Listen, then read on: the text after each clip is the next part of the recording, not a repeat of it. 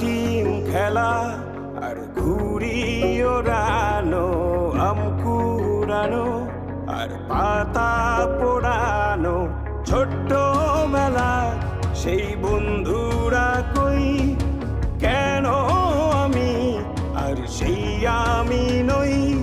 আজ অনেক বছর পরে খুঁজে ফিরি,